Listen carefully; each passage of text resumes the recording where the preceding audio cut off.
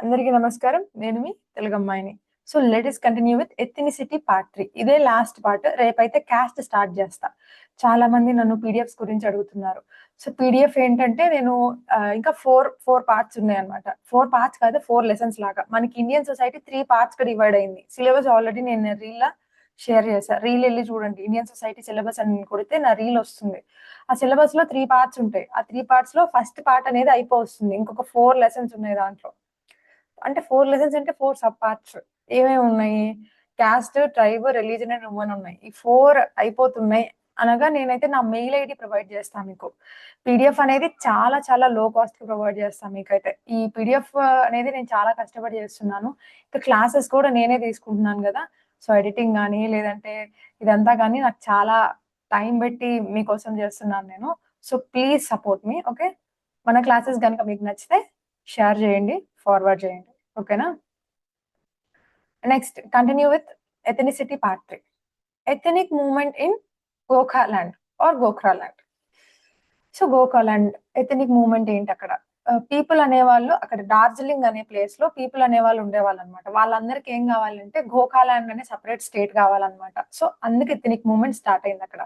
Important points led mainly by Nepali speaking people. అక్కడ ఎక్కువ నేపాలీ మాట్లాడేవాళ్ళు. సో వాళ్ళ అంటే డిఫరెంట్ లాంగ్వేజెస్ కూడా ఉండే ఉంటారు. బట్ అక్కడ నేపాలీ స్పీకింగ్ పీపుల్ అనేవాళ్ళు స్టార్ట్ చేశారు. సుభాష్ గిషింగ్ ఫౌండెడ్ ద కోఖా నేషనల్ లిబరేషన్ ఫ్రంట్ ఇన్ 1980. అసలు ఎందుకు ఇది క్రియేట్ చేశాడు? సెపరేట్ స్టేట్ కావాలి. దానికోసం అది క్రియేట్ చేశాడు. ఎవరు చేశారు? సుభాష్ గిషింగ్. గుర్తుపెట్టుకోండి, Subhash Ghising. Next Dravidian movement beginning. Justice party was established in 1916 in Madras presidency. నేనేం చెప్పా, ఈజీ అడ్మినిస్ట్రేషన్ కోసం 3 ప్రెసిడెన్సీస్ చేశారని చెప్పాను కదా, బాంబే, మద్రాస్ ఎక్సెట్రా. అయితే మద్రాస్ ప్రెసిడెన్సీలో 1916లో జస్టిస్ పార్టీ అనేది ఎస్టాబ్లిష్ అవ్వడం జరిగింది. ఎందుకు? To reduce Brahmin domination reduce చేయడానికి అనమాట. In education, government jobs, administration. ఓకేనా? అందుకని చెప్పేసి అది స్టార్ట్ అయింది. Next after independence leader Periyar opposed celebrating independence in 1947. మనం సెలబ్రేట్ చేసుకోవద్దని చెప్పి అపోజ్ చేయడం జరిగింది. ఎందుకు? He believed south Indians were still dominated by north Indians. North Indian వాళ్ళు ఇంకా మన సౌత్ ఇండియన్ వాళ్ళని డామినేట్ చేస్తున్నారని చెప్పేసి అతను అపోజ్ చేశారనమాట. మనం ఇండిపెండెన్స్ జరుపుకోవద్దు అని చెప్పేసి.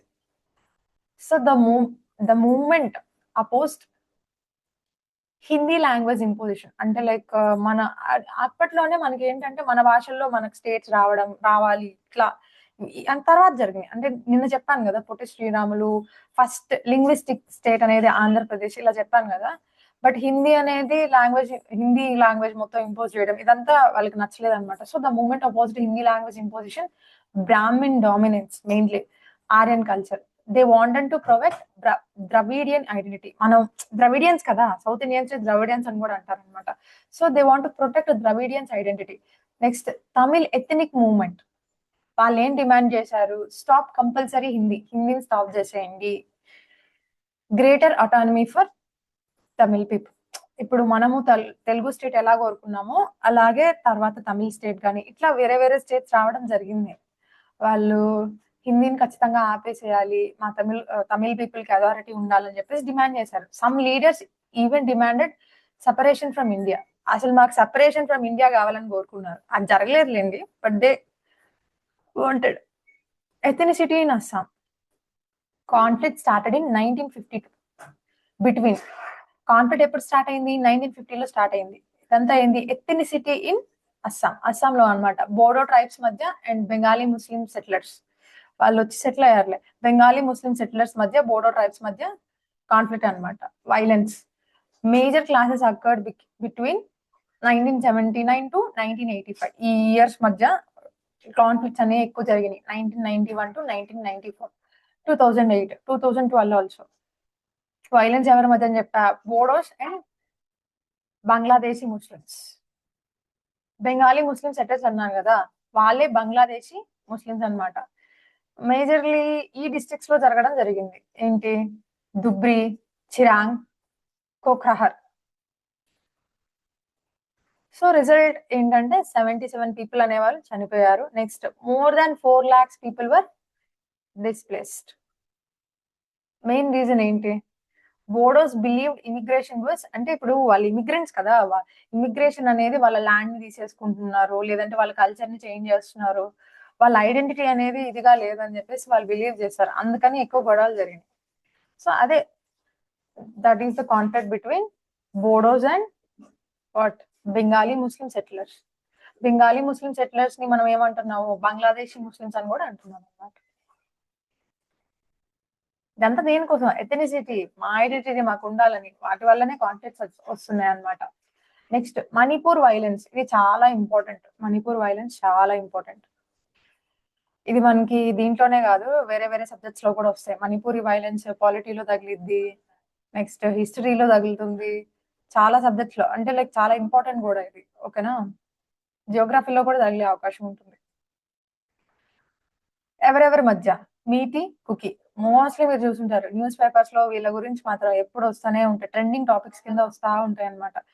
ఎందుకు? Population and land. వీళ్ళకి మధ్య గొడవ ఏంటంటే, రిలీజన్ పక్కన పెడితే ల్యాండ్ ఏరియా మీద ఎక్కువ గొడవలు అనమాట వీళ్ళకి. అదేందో చూద్దాం ఇప్పుడు. మీటి మీటి కుకీస్ అనేవి టూ గ్రూప్స్ లాగా. మణిపూర్ లో, ఇదంతా మణిపూర్ లో జరుగుతుంది, మణిపూర్ ఇంపాల్. అయితే మీటి కుకీ అనేవాళ్ళు two groups.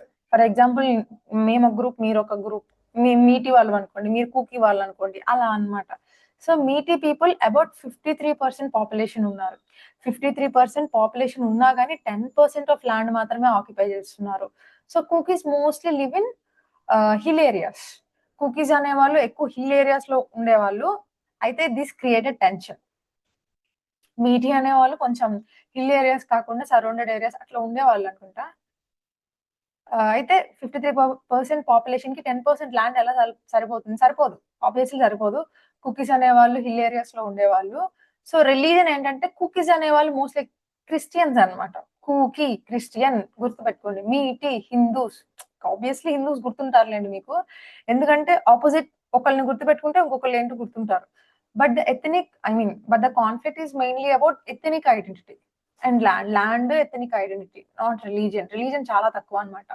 So beginning of violence started on 3rd May 2023. Recent 3rd May 2023. Reason: a rally organized by all tribal students union of Manipur.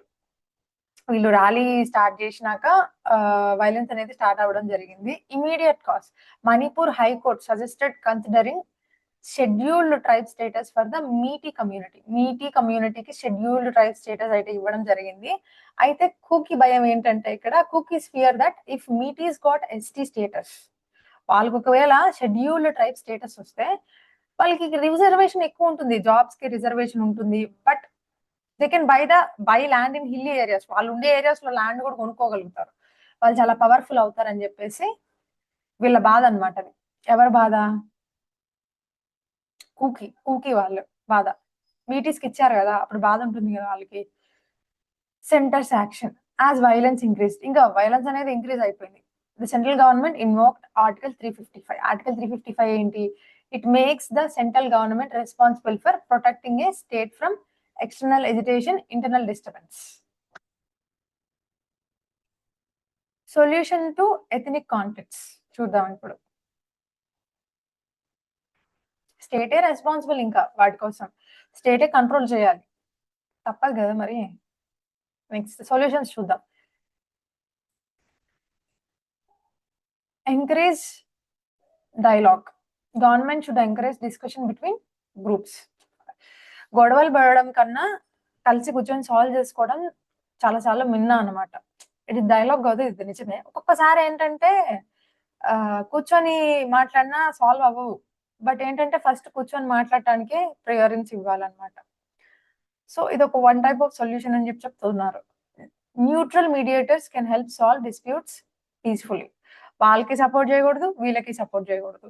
ఇద్దరి ప్రాబ్లం తెలుసుకొని, ఇద్దరిని అండర్స్టాండ్ చేసుకొని న్యూట్రల్ గా ఇవ్వాలన్నమాట. సో అలాంటి వాళ్ళు తగ్గించే అవకాశం ఉంటుంది అని. Next conflict resolution. కాన్ఫ్లిక్ట్ మనం రిజల్యూషన్ చేయాలి కదా. So we should create peace committees. కొన్ని పీస్ కమిటీస్ ఉంటాయి అన్నమాట. These help solve complaints peacefully. Next, equal political representation. Every ethnic group should get equal opportunity. ప్రతి ఒక్క గ్రూప్ కి ఈక్వల్ ఆపర్చునిటీ ఉండాలన్నమాట. ఏంటి, గవర్నమెంట్ లో కానీ, లేదంటే డెసిషన్ మేకింగ్ లో కానీ, పాలిటిక్స్ లో కానీ, అప్పుడు కొంచెం ఫీలింగ్ అనేది తగ్గుతుంది అనమాట.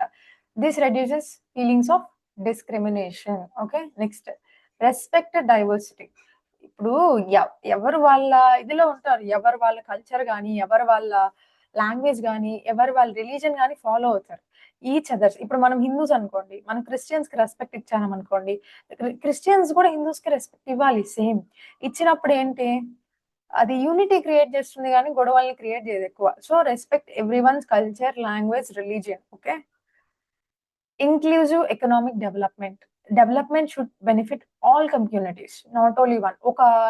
ఏదైనా తెచ్చారనుకోండి, ఏది పాలసీ ఏదైనా తెచ్చారు, అది కేవలం ఒక గ్రూప్ కే కాకుండా వేరే గ్రూప్ అంటే ఉన్న వాళ్ళందరికీ బెనిఫిట్ అయ్యేలా ఉండాలన్నమాట. This reduces competition and resentment. Next, fair land policies. Government should ensure fair distribution of land, fair use of natural resources. This prevents land related conflicts. గవర్నమెంటే చాలా జాగ్రత్తగా చూసుకోవాలి ల్యాండ్ ని. ల్యాండ్ దేనికైనా ఇస్తున్నారు అనుకో, ఫర్ ఎగ్జాంపుల్ ఇవేంటి భూములు ఇస్తారనమాట, అవి పంటకి పనికిరావు. దాంట్లో మనము ఆవులకి, గేదెలకి కావాల్సిన గడ్డి వేసేయచ్చు అనమాట. రిలేటెడ్ వేసుకొని ఎవరు కావాలంటే అవి వాళ్ళు తీసుకోవచ్చు అనమాట. అవేంటి, ఓన్లీ వన్ కమ్యూనిటీకి ఇవ్వకుండా ఎవరైనా వేసుకోవచ్చు, ఎవరైనా ల్యాండ్ యూజ్ చేసుకోవచ్చు అని చెప్పేసి. దేవుడు మాన్యం అని కూడా కొన్ని ఉంటాయి, అవి యూజ్ చేసుకుంటారు అనమాట పీపుల్ అనే వాళ్ళు, అక్కడ ఉన్న ఏరియాలో వాళ్ళు. అలా వాళ్ళకి ఈక్వల్ షేర్ గా ఎవరైనా యూజ్ చేసుకోవచ్చు అని వేస్తే అప్పుడు ల్యాండ్ కాన్ఫ్లిక్ట్ అనేది కొంచెం తగ్గే అవకాశం ఉంటుంది. Next, education. Schools teach tolerance, peace, diversity. Education చాలా ఇంపార్టెంట్. ఇప్పుడు మనము బాగా ఎడ్యుకేటెడ్ అనుకోండి, మనం ఆలోచిస్తాం, ఒక గొడవ పడే ముందు ఆలోచిస్తాం, ఏంటి ఇదా, ఓకే. అదే నాన్ ఎడ్యుకేటెడ్ పీపుల్ కి చాలా డిఫరెన్స్ ఉంటుంది అనమాట. సో ఎడ్యుకేషన్ అనేది మనకి పీస్ నేర్పిస్తుంది, డైవర్సిటీ నేర్పిస్తుంది, మోరల్ వాల్యూస్ నేర్పిస్తుంది, స్ట్రెంగ్తన్ గా ఉండడం నేర్పిస్తుంది, మెయిన్ గా ఎమోషనల్ బ్యాలెన్స్ కూడా నేర్పిస్తుంది అనమాట. సో ఇంటర్ కల్చరల్ అండర్స్టాండింగ్ కూడా ఉంటుంది. Strong legal protection. Laws should protect minority rights, equal justice, human rights. So laws అనేవి minority rights, SCs rights, equal justice ఇవ్వాలి, human rights also. Next, reconstruction after conflict. Government should rebuild damaged infrastructure. కొట్టుకోవడం ఏంటో, conflict like infrastructure ఇదైపోవడం ఏంటో, government మళ్ళీ build చేయడం ఏంటో అంటే ఏంటో లాగే ఉంటుంది. బట్ ఏం చేయలేం, ఎందుకంటే అది అందరూ యూజ్ చేసుకునే రీసోర్స్ కాబట్టి ఖచ్చితంగా మళ్ళీ ఆ ఇన్ఫ్రాస్ట్రక్చర్ ని రీబిల్డ్ చేయాలి, పీపుల్ కోసమైనా. Help displaced people. ఇక్కడ డిస్ప్లేస్ అయ్యారనుకోండి, ఈ గొడవ వల్ల అయినా, ఈ వైలెన్స్ వల్ల అయినా, ఇంకా దేని వల్ల అయినా కానీ, సో వాళ్ళకి హెల్ప్ చేయడము. Restore trust between communities. Next, community participation. Local people should participate in peace building. Solutions are more successful when communities themselves are involved. వాళ్ళంతటా వాళ్ళు ఇన్వాల్వ్ అయ్యి డిస్కస్ చేసినప్పుడు సొల్యూషన్ అనేది బాగా వస్తుంది అనమాట మనకి. సో కమ్యూనిటీ పార్టిసిపేషన్ అనేది ఉండాలి. ఏంది వాళ్ళు పిలిస్తే మేము వచ్చేది అన్నట్టు ఉండకూడదు అనమాట. Monitor tensions. Government should identify early science of conflict and take preventive action before violence begin. Violence వచ్చే ముందునే ఇట్లా జరుగుతుంది అని ఒక ఐడియా ఉంటే వాళ్ళు ముందుగానే ఇనిషియేటివ్ తీసుకోవాలన్నమాట. Last one, long term peace. Ethnic conflicts cannot be solved overnight. ఒకే రోజు, ఒక అర్ధరాత్రి సరిపోదండి. Peace requires trust, patience, continuous dialogue. Dialogue అంటే ఏం లేదు, సంభాషణ, communication between them, cooperation between all communities. ఇవంతా ఉన్నప్పుడే మనకి కాన్ఫ్లిక్ట్ అనేది రిజాల్వ్ అవుతుంది, పీపుల్ అనే వాళ్ళు హ్యాపీగా ఉంటారనమాట. So this is all about ethnicity. So రేపైతే క్యాస్ట్ బిగిన్ చేస్తాను నేను. మన వీడియోస్ మీకు నచ్చితే లైక్ చేయండి, షేర్ చేయండి, సబ్స్క్రైబ్ చేసుకోండి. ఇంకా పీడిఎఫ్స్ అయితే ఖచ్చితంగా ప్రొవైడ్ చేస్తారు. ఓకేనా? So thank you.